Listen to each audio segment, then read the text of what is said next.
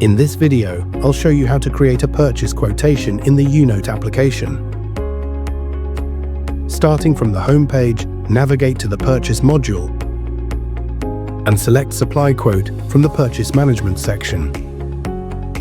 This page will display the list of purchase quotations. To create a new quotation, click the Create Quote icon at the top right. Next, fill in the necessary details.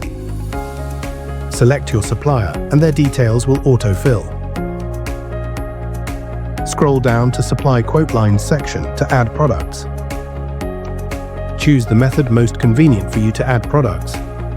In this case, I'll use the Add Lines option. Select the product, enter the quantity, and adjust the price details if needed.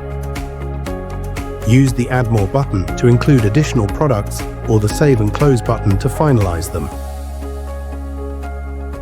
Once the product details are added, scroll back to the top and click the Request button to confirm the quotation. You can now send this quotation to your supplier.